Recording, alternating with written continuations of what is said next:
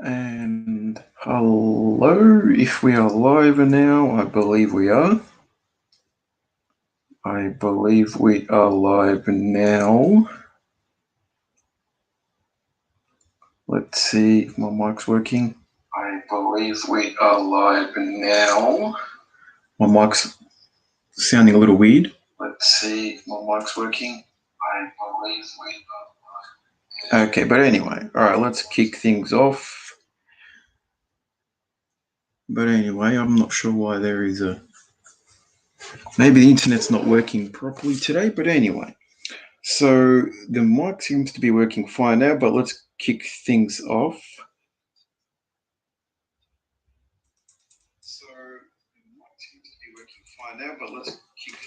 So as you can see, this is about the early church fathers on original sin.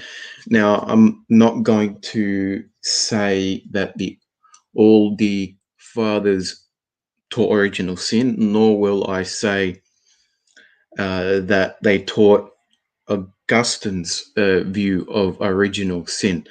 They were, well, the very first one, we'll say straight up, was Cyprian, and Cyprian of Carthage pretty much taught original sin, but didn't have a fully developed view as Augustine. Well, there's pretty much one quote from Cyprian. But anyway, so some did teach original sin, some developed it. Of course, it would be very hard, of course, with all the persecution.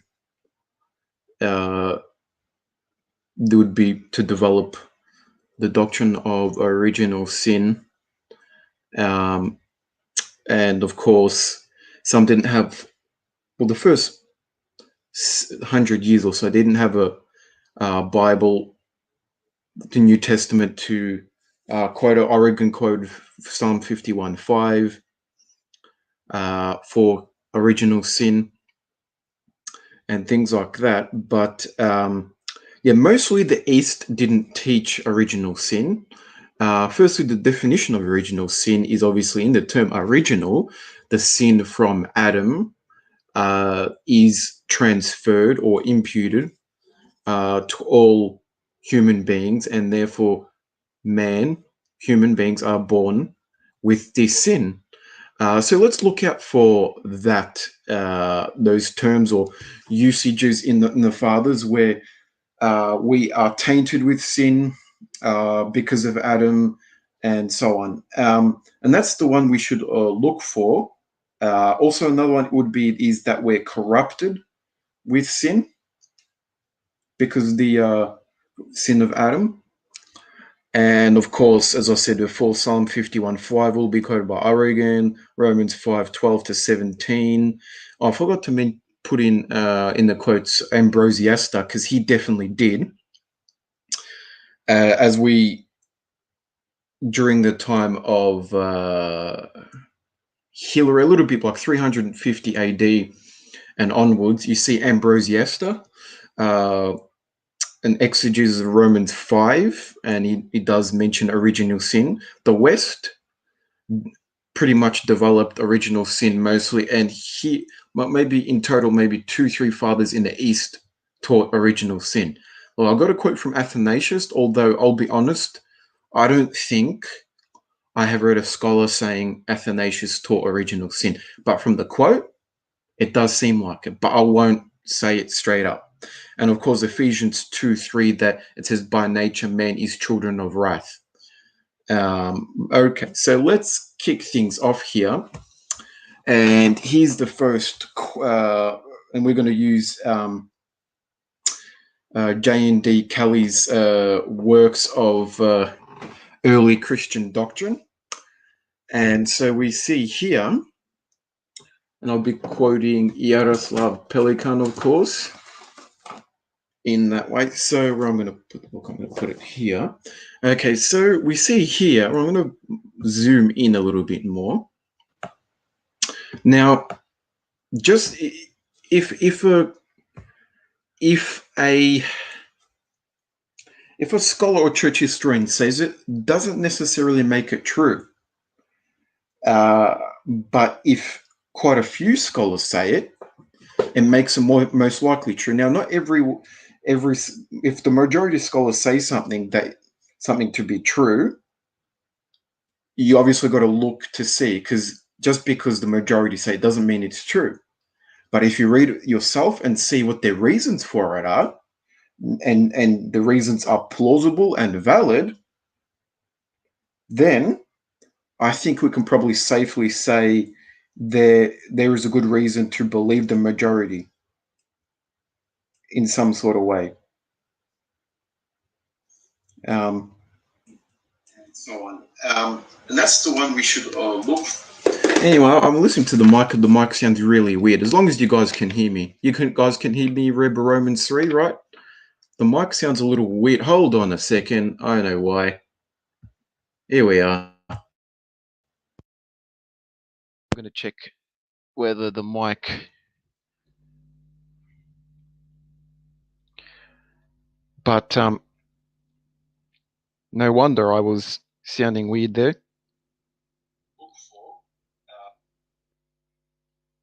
But anyway.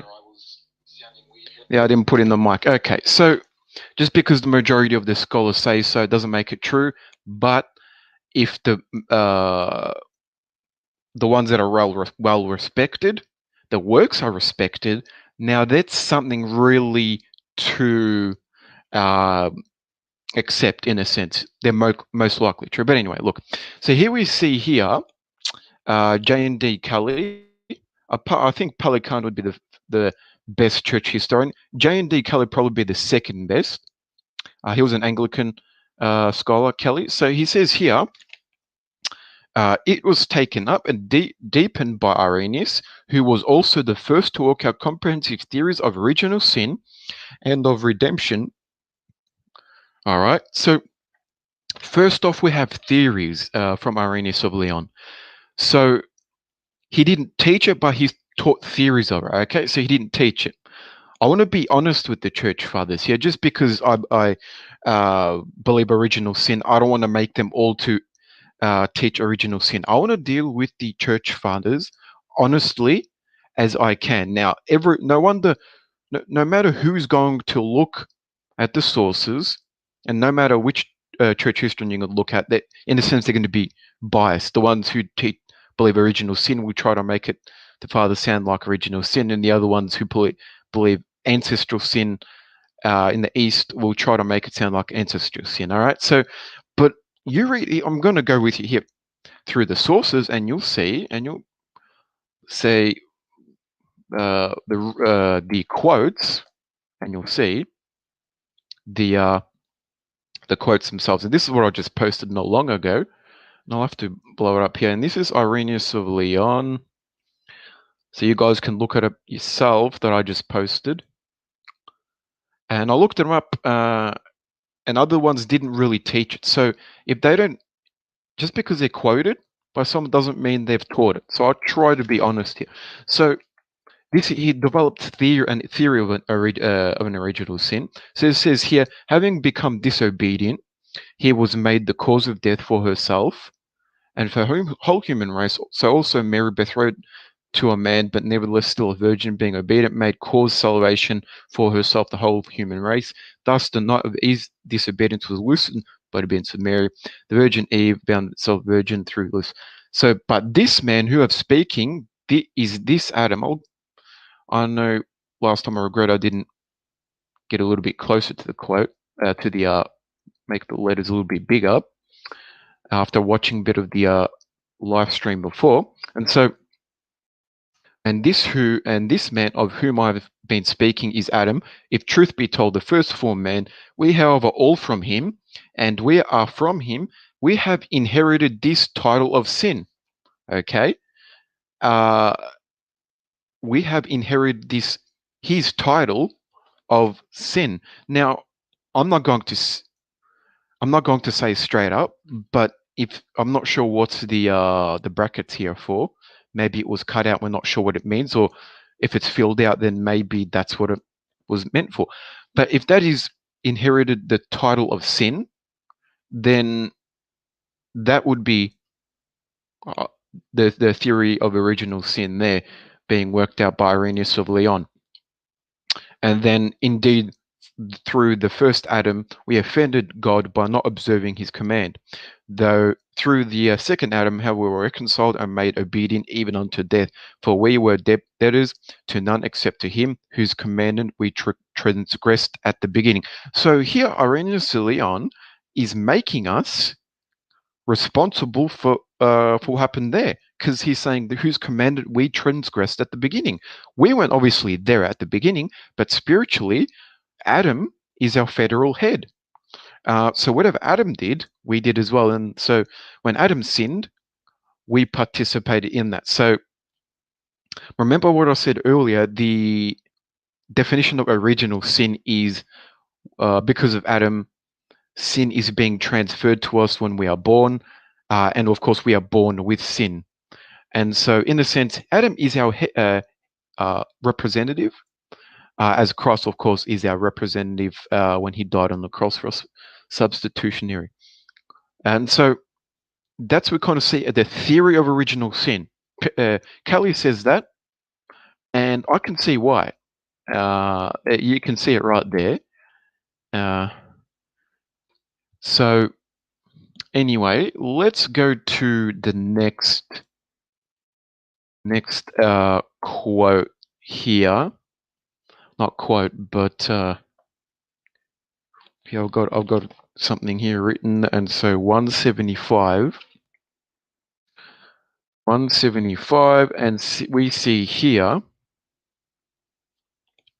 Tertullian on original sin. And before I go there, I'd like to quote Yaroslav Pelikan on original sin, because Pelikan does mention here in page 290 in his book, The Emergence of Catholic Tradition. And so Pelikan says this: let them be made Christians when they have become able to know Christ. Tertullian also spoke the fall of Adam in a way that seemed to be, quote, a short step to the doctrine of original sin, unquote. All right. So Tertullian got very close to teaching original sin, and Cyprian learnt off him, apparently. I'll just say that I'm not 100% sure, but that's what I've heard, but I'll just put it out there. Adam was called the pioneer of our race and our sin. Man, he said, is condemned to death for having tasted the fruit of one miserable tree, and from it proceed sins with their penalties. And now all are perishing who have ever seen a single bit of paradise. Yet this language is about the fall, stop short of genuine doctrine of original sin. Indeed, Tertullian could have, quote, could have hardly taken his attitude toward infant baptism unless he held lightly to the doctrine of original sin. Okay, so Tertullian got very close, according to Pelikan, to the doctrine of original sin. Now, let's put that to the side. We see here, and so he says here again, following in the footsteps of Pelikan, he maybe read his works. He says, it is a short step from his theology to the doctrine of original sin. Tertullian is a firm believer in free will, defends its extent against Marcion homogeneous, never ceasing to repeat his responsible acts, yet free will, and then taking the bias towards sin in which Adam's transgression has involved mankind. We have borne the image of earthly, he remarks. So and then he says, as the effect of this primeval sin, human nature bears a stain, so that every soul who is counted being in Adam, okay. Now, as I said earlier, our sin was given over to us, and so also another doctrine of original sin is, in a sense, Adam, he is our federal headship. Because sin is transferred to us, Adam represented us in the garden. Until he is recounted being in Christ and remains unclean, it is so recounted. So, and that's really interesting. Tertullian gets very close in belief. original sin, very close. He didn't believe it, but he got very close. And then he says, and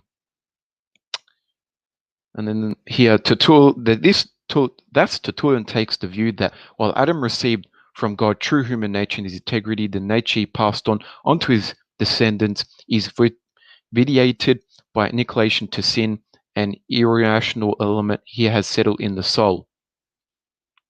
And then previous theologians in whose eyes corruption and death seem to have been principal legacy of the fall. Though he has been much difference of opinion on the question, his language about our participation in Adam's transgression and about the impurity of unbaptized infants can hardly be read as implying our solidarity in the first man culpability. Original guilt. Original guilt is very similar to original sin, but not the same. That we are guilty because of Adam's sin, as well as the consequence of his acts. Hints of this doctrine can be found in Cyprian. Okay, so let's go to Tertullian here. A quote by him. He says here, finally, in every instance of vexation, contempt, and abhorrence, you pronounce the name of Satan.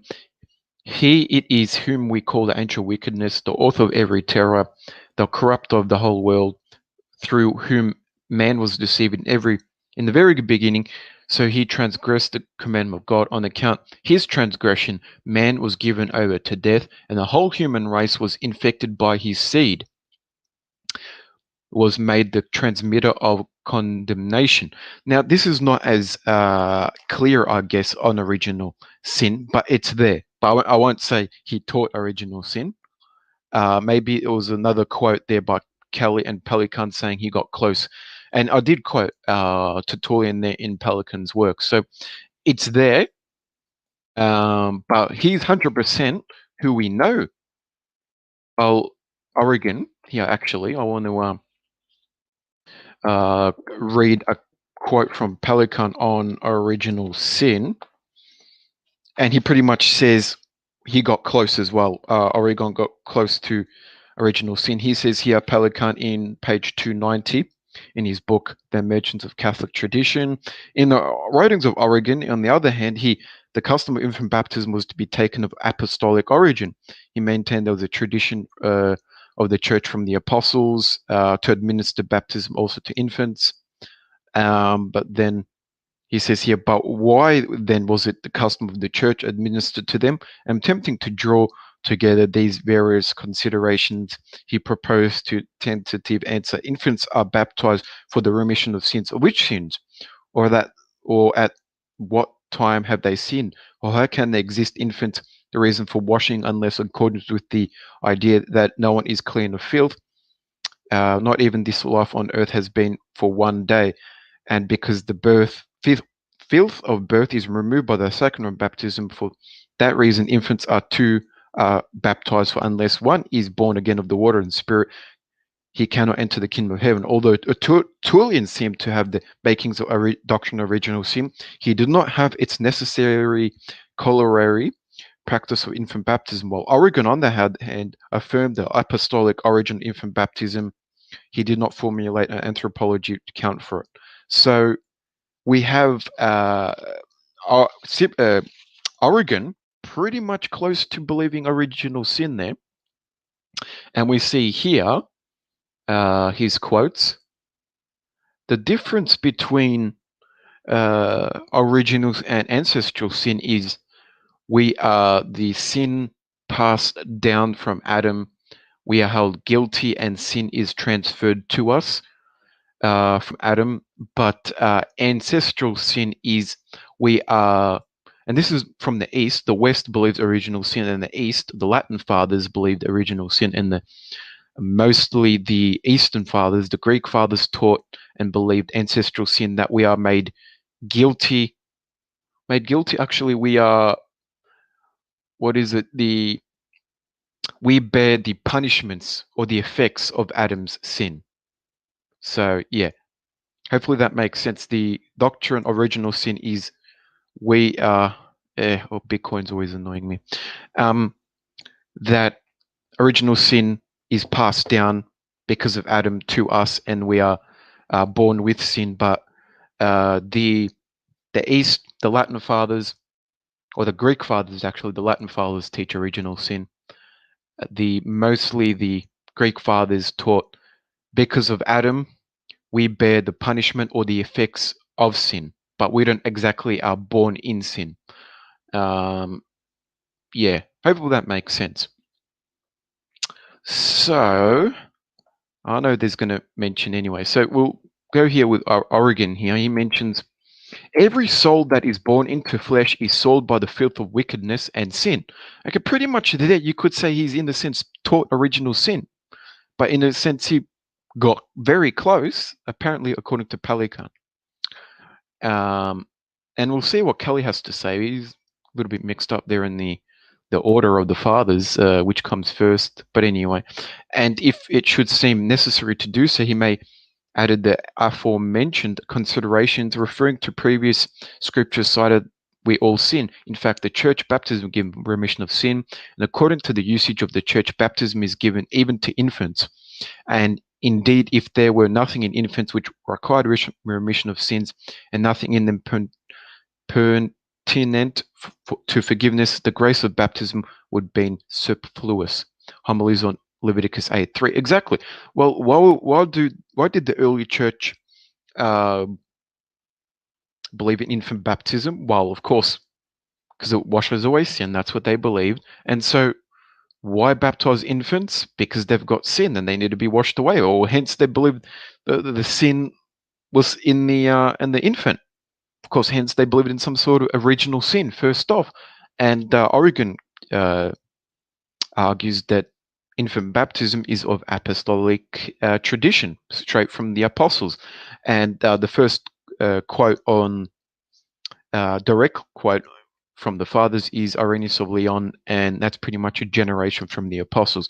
So next quote from Origen, from Romans 5:9, he says, the church received from the apostles the tradition of giving baptism in for infants, for the apostles to whom were committed the secrets of divine mysteries knew that there is everyone the for the apostles to whom were committed secrets of divine mysteries knew that there is everyone the innate stains of sin, okay, which must be washed away through the water and spirit.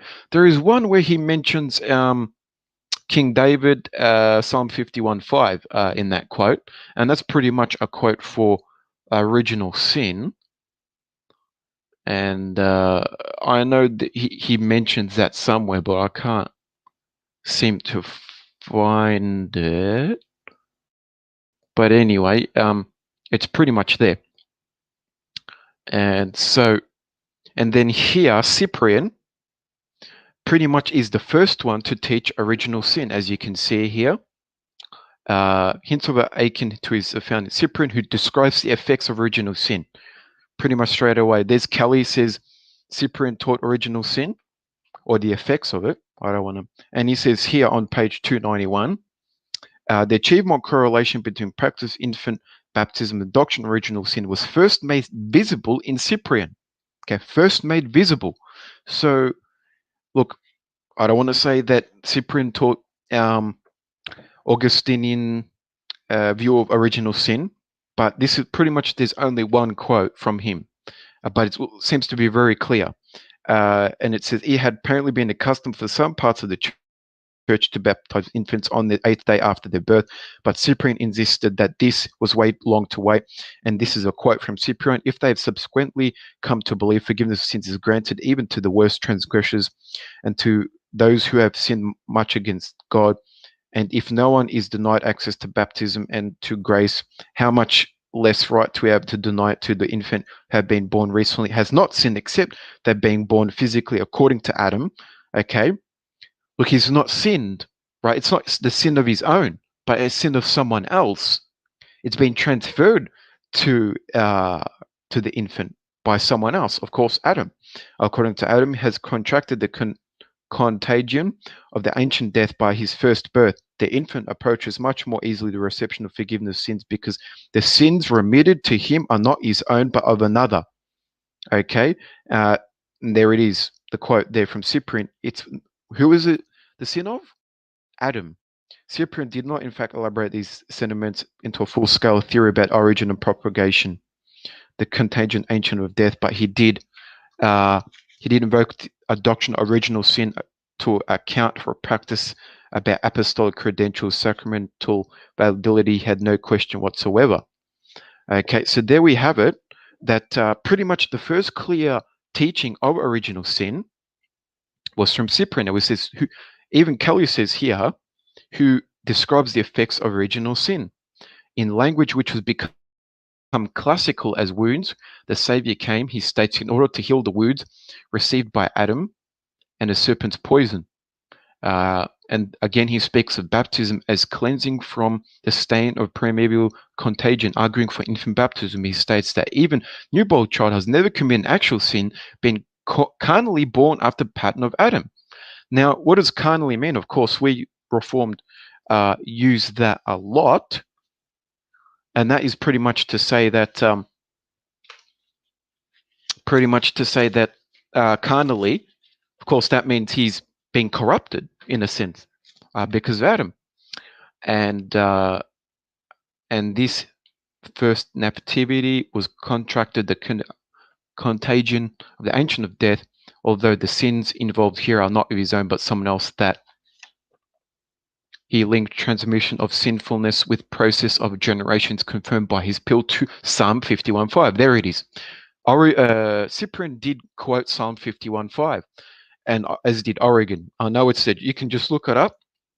Origen, in one of his works, quotes Psalm 51:5. If a church father quotes Psalm 51:5, you got to admit in some way that is pretty much in some direct quote of original sin. Doesn't Psalm 51:5 contradict ancestral sin? I would say yes, personally, yes. But yeah, so when we teach a doctrine, how do you know if you're not making it up or as you go along? But if you've got support from the early church, like Origen on Psalm 51:5 or Cyprian or whoever, it's like, look, just to show my interpretation is correct and valid, he is the backup support for what I believe. And you can quote Cyprian and so on, okay? As did Augustine and Jerome. So here's again a quote. The next one here, Cyprian says, yeah, here it is, the one that I pretty much quoted before. It says there that in the case of worse sinners whom were formerly sinned against God, when afterward they believe the remission of sin is granted, no one is held back from baptism, and how much more then an infant should not be held back, who have recently been born, had no committed sin of his own, except the born of flesh according to Adam, contracted the contagion of death from his. Didn't get to the whole quote from Cyprian there, but you can see pretty much there that how pretty much the teaching of original sin was being taught straight away in some way. And now let's move on to Athanasius. And now look, I don't know if there is a quote, but it does seem like here, and I don't want to say this without scholarly backup, it does seem very clear that Athanasius taught original sin. And here's the quote: Adam, the first man, altered his course, and through sin, death came into the world. Okay? Doesn't make it, but then this is the quote here that seems very clear to teach original sin. When Adam transgressed, sin reached out to all men. Okay? Because Adam transgressed, sin reached to all men. We're infected of sin because of Adam. It's been transferred to us. Now, to be honest, to play the devil's advocate, he doesn't say we are born into sin. But he did say sin reached out to all men. Okay, so I don't want to say Athanasius taught it when it's possible that he didn't. And so we see here, moving on to Kelly's works. How long have I been going on? For 30 minutes. So in contrast to the progress had made in regard to original sin, Latin theology remained curiously backward and emerged in its treatment of redemption afresh. So taken in conjunction with original sin have been enabled to, I want to get to the point here. And so, all right, now what page is this? 178. Oregon 181, 182. Okay, now let's move on. We see here that Oregon is mentioned. And we see that here it is. Such is Oregon's theory of pre-cosmic fall explains to the fact of universal sinfulness. All men are clearly prone to sin by nature. Okay, and that's a quote from Oregon. It explains the manifold disaster tragedies of life. It is plain that the souls concerned were guilty of previous sins. Such scriptural texts as Psalm 51:5. I was conceived in iniquity. Psalm 58:3. The wicked estranged from the womb. Okay, he pretty much saying he gets very, very close here to mention original sin. If someone was to quote that, you'd think that's teaching original sin, but it gets very close, implying as they do that children come into the world already stained with sin. It gets very close. If I didn't know it, it sounds like he's teaching original sin. Are in line with it as also Oregon's opinion. The church's practices of baptizing infants. Oop. I want to go down there. Before I was humble in my paternal life, I was wrong. He regards the story of God and Adam's expulsion from it as an allegory of pre-cosmic fall. And so it gets said that there are passages in his writing, Oregon, especially his commentary on Romans, where he appears to accept the doctrine that the whole race was present in Adam's loins and sinned in him. Now that sounds again like original sin.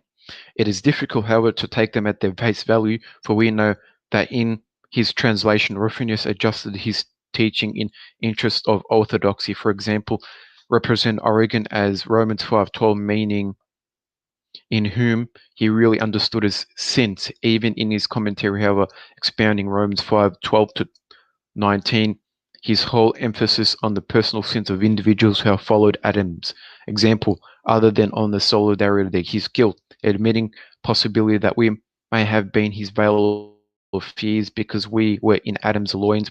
He does not conceal his belief that each one of us was banished from the paradise for his personal transgression. So there it is. I think it's quite clear in some sort of way that he got very close to teaching original sin. Now, page 349. Now let's skip over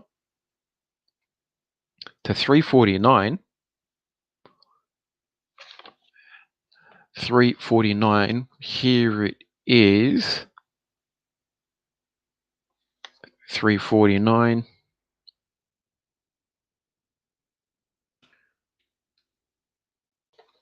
Athanasius in the fall. Okay, so that's what I quoted him before, and he said that man is corrupted because of it. And it says here, the explanation to Augustine on the whole, the many hesitations was tried to the one with, and so we see here that where does it say about original sin?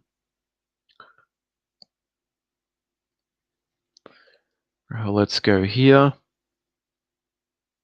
So it gets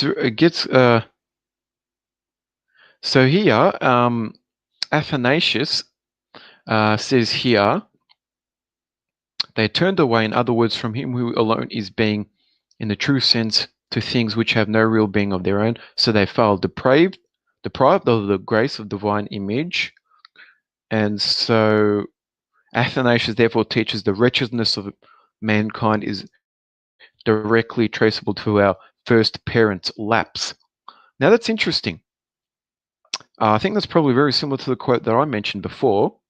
It was through the fault or committed by the free violation that the disintegrating forces in the case latent in our nature were released. His argument presupposes the unity, solidarity of the race with the first man, an idea with long history, even going back to Irenaeus, to St. Paul.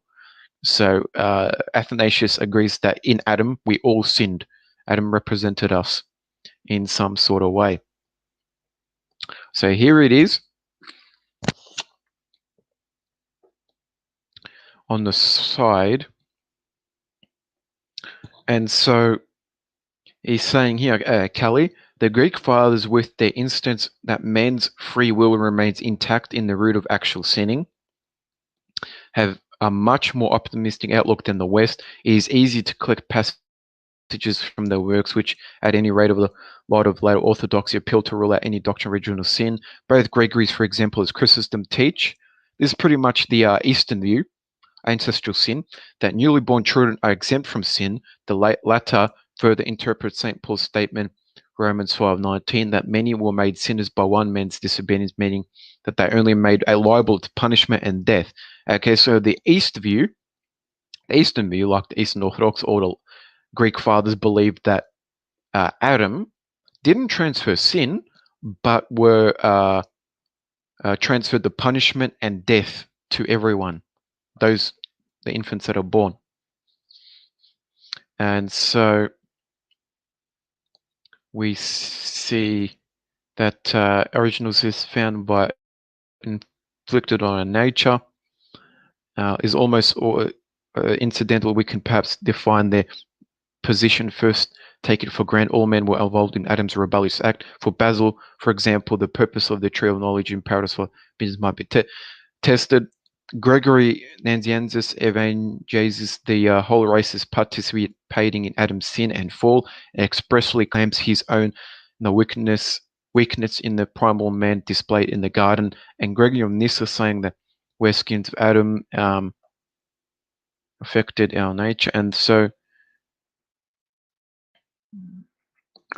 and all hamstrung through weakness. According to Chrysostom, the death imposed as a penalty on the human race entails consequence. And so we kind of see that there by Chrysostom and Basil that they didn't teach original sin.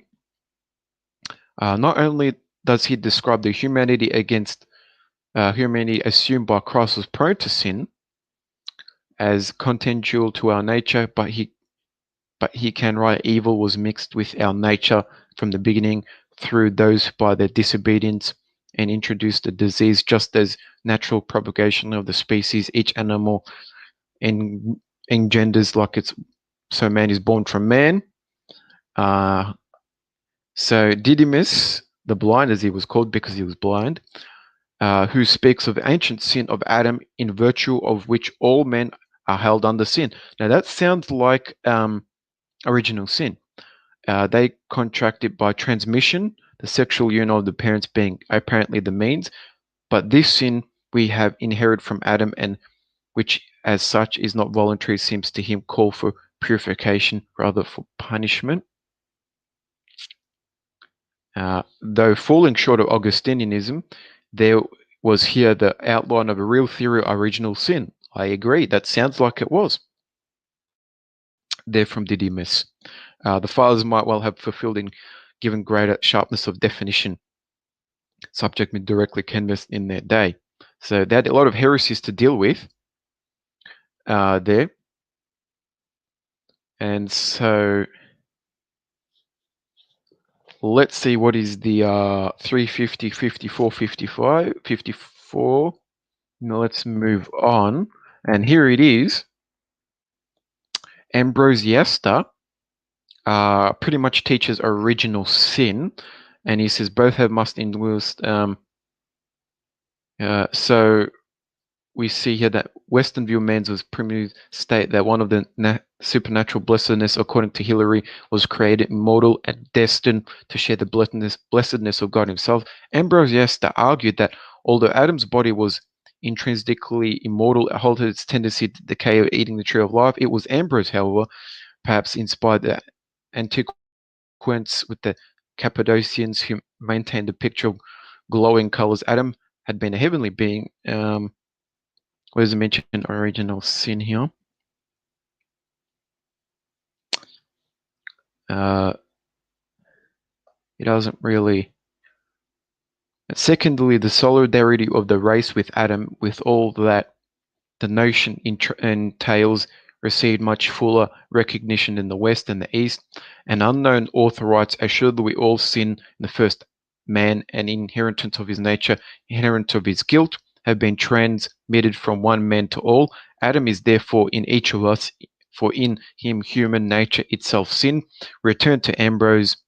Adam existed, in him we all existed. Adam perished, and in him all perished. And again, even more forcibly, in Adam I fell, in Adam I was cast out of paradise, in Adam I died. How should God restore me unless he find me in Adam, justified in Christ? That first Adam I was subject to guilt and destined to death. Ambrose, yes, this teaching is particularly noteworthy because it relies on the exegesis of Romans 5:12, though mistaken based on a false reading, was to become a pivotal doctrine of original sin. It does sound like he taught original sin there in a sense, but yeah, in the Greek, St. Paul's text runs, so death passed to all men, all sin, but all Latin, which Ambrose used, had the faulty translation, all sin, hence we find him commenting. So we are, what are practical implications of solidarity? The second of Adam's texts cited that above suggests that race is infected with Adam's actual guilt. The more general doctrine, however, is that while the corrupting force of sin transmitted, the guilt attaches to Adam himself, not to us. Certainly no one can be found without sin. Presumably the sinful tendency, or even a day-old child corrupted actually. So now let's move on to the next page there. And so we can look and read a quote here that I have. Saint Jerome, actually probably go for Ambrose first. Augustine quotes him for original sin.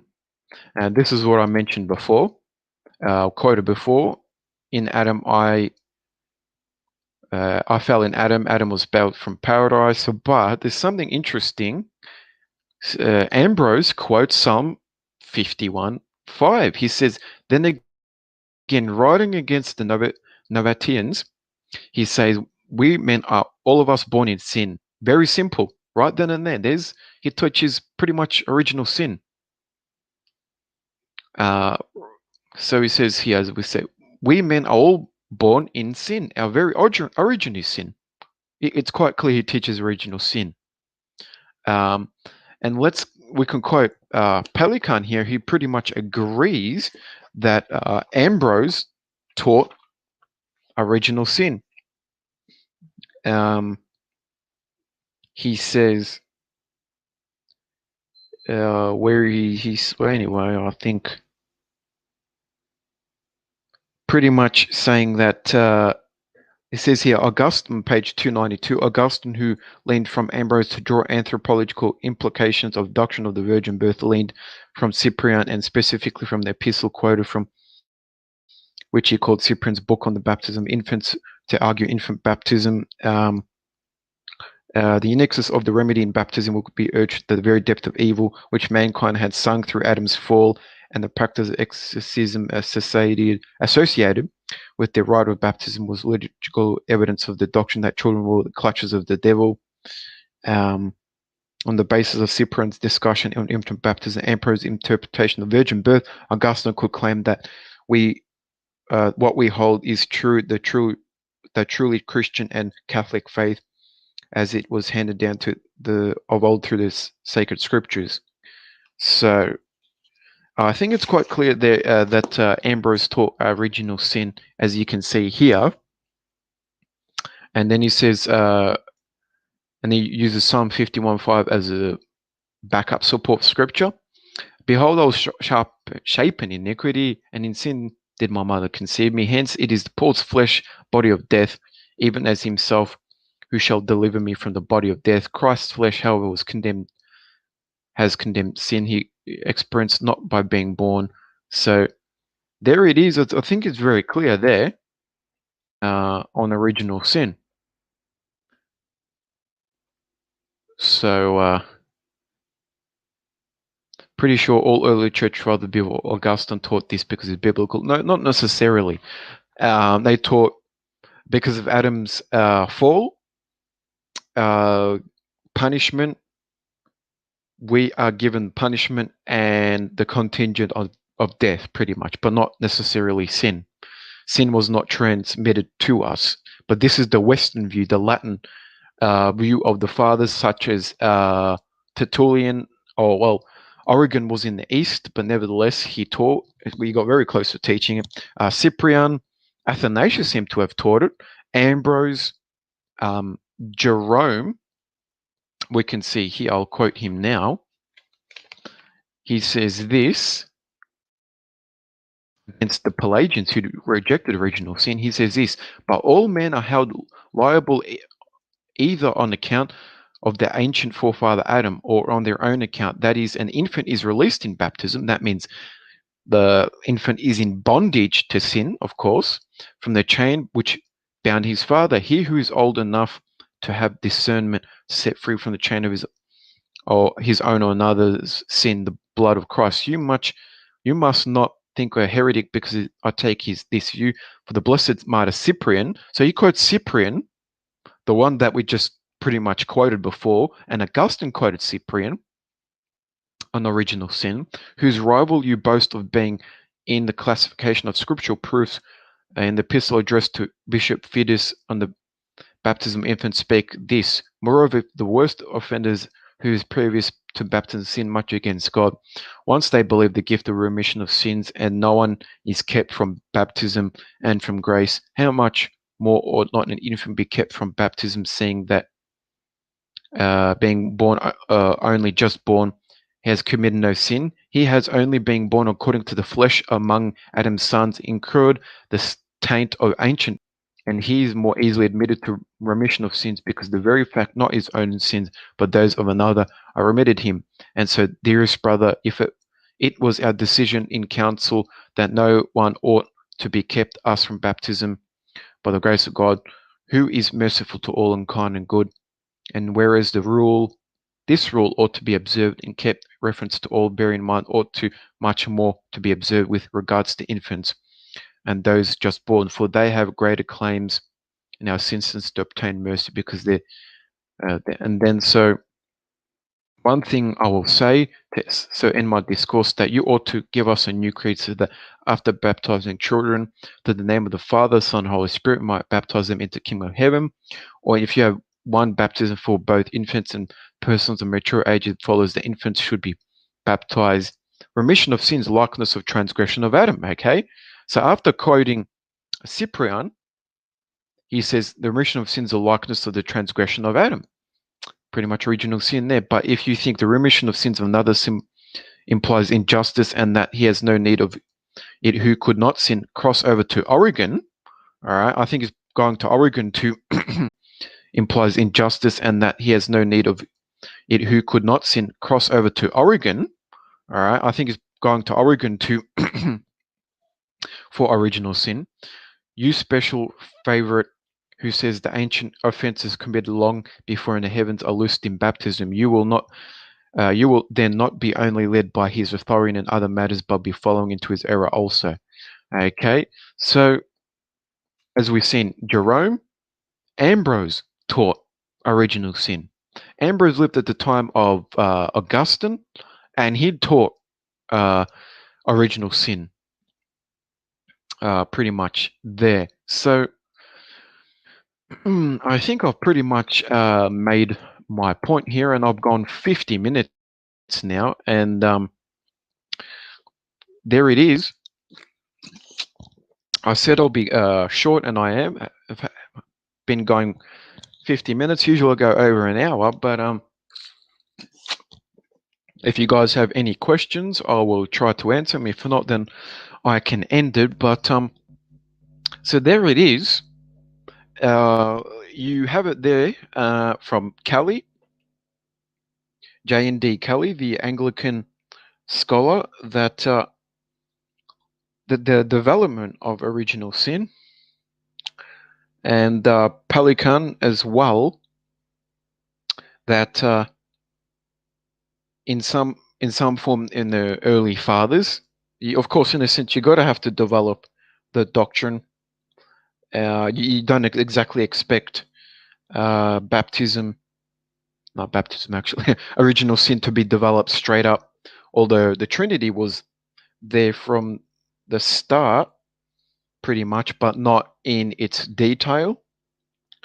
But nevertheless, you could say Tertullian got very close. Origen got very, very close. But then after Cyprian pretty much taught it, and it's been said, and I won't say this is true, but usually the fathers read each other for support. But Cyprian may have read Origen or Tertullian to come up with the doctrine of original sin. Athanasius, as we just have seen, may have taught it. I've got no, I wouldn't exactly say it. I haven't heard a scholar say it. I want to be honest. I don't want to say just because it seems like he taught it, but I want to have a scholarly backup to say we know 100% if both two highly respected scholars support the view that Cyprian taught original sin, and he did, and they pretty much say that, then I think it's very clear, and we can safely say that Cyprian taught original sin. And then we saw Jerome and Ambrose. Now, where did Ambrose get his doctrine of original sin? We're not entirely sure, but he did read the Eastern Fathers, so he may be got it from Gregory of Nazianzus or Gregory of Nyssa, one of them. So with that, you can say in some sort of way that they, we can say before Augustine, Cyprian, Ambrose, and Jerome. Well, Jerome was during the time of Augustine, but Tertullian and Origen got very, very close to teaching original sin. And yeah, so I made this live stream because there's a certain group called the Provisionist who say Augustine invented original sin because of his view of, because he was a Manichaean, and his Manichaean past influenced his view of original sin. So as I've just shown and have just seen, I don't think that's the case at all.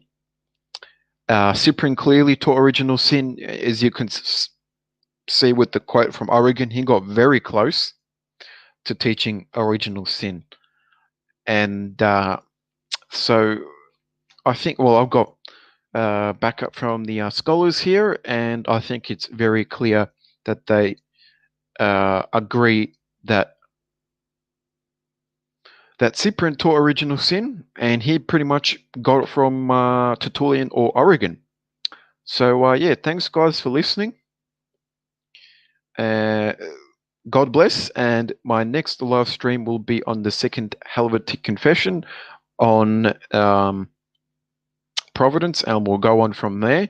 I'm not sure when that will be, but yeah, or it may be very soon. Thanks guys for listening. God bless, and have a good day and night. It's not here in Australia. Thanks guys for listening. God bless. Bye-bye.